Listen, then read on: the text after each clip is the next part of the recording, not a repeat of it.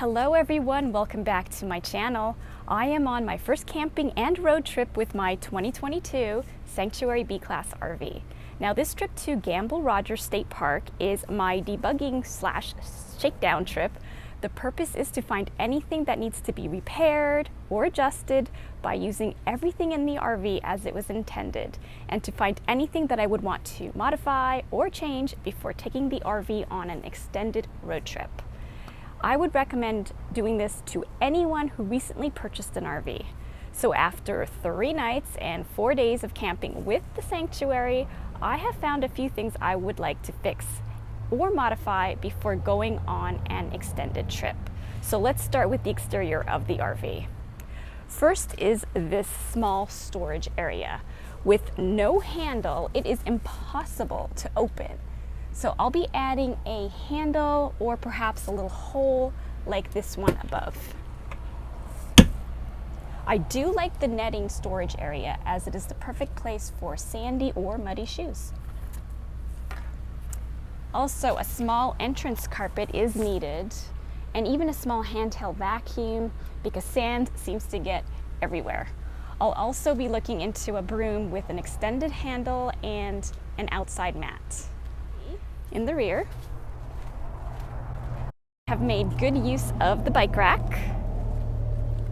I have my inflatable canoe above on the bike rack, and it makes for a good way also to dry my towels. The RotoPack system I installed worked out great, and I also added a very small safe into the tow hitch.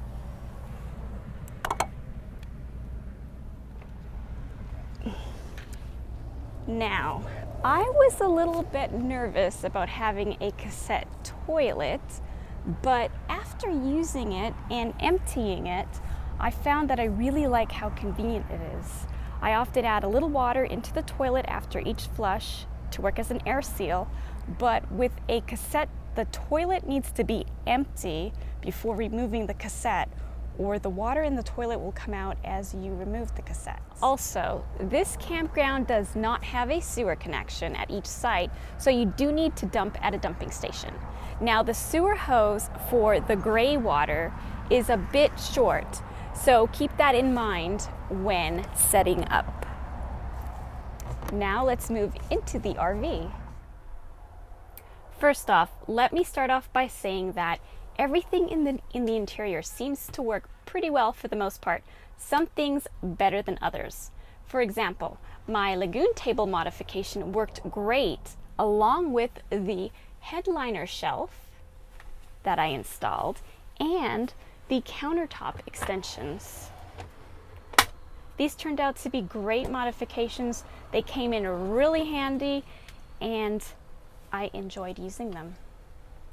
Now, the kitchen vent here did start making some noises when I turned it on, so that is going to have to be repaired. Now, the bathroom had quite a few issues, so let me show you what those were. So let's open up these bathroom doors so I can show you.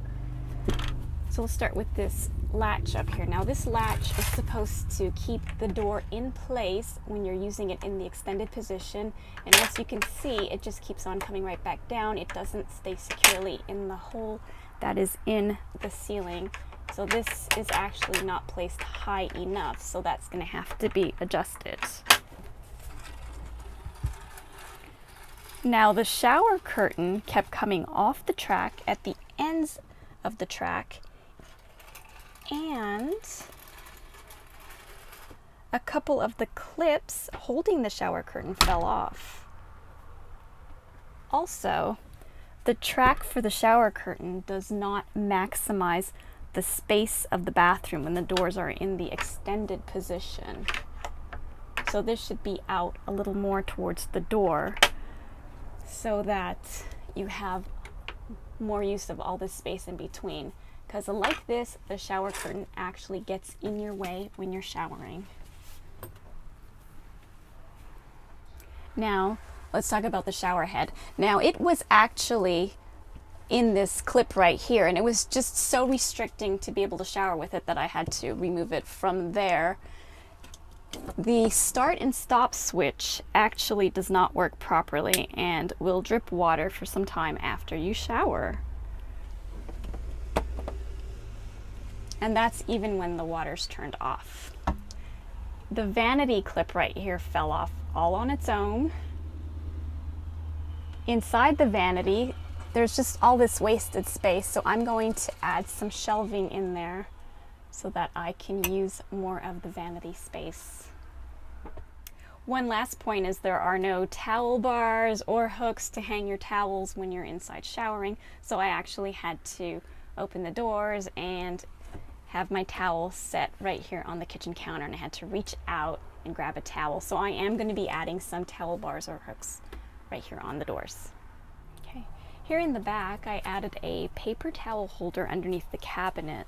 There's plenty of space under these cabinets to add additional storage.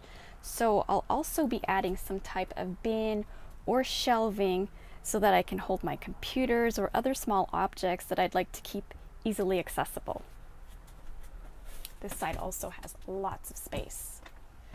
Now over here, right under the TV, I will be adding some sort of shelf or bin so that I can hold the TV remote and cell phones, as there are USB ports right here and there's plenty of space here, so I can have my items in here and charge them at the same time. Plus, it would make it easy to access these items when I'm in bed at night. Now, one of the rear bug screen fasteners came apart, so that will also need to be repaired. These back rear door window coverings are actually kind of small, so I'm going to see if I can do something different about that.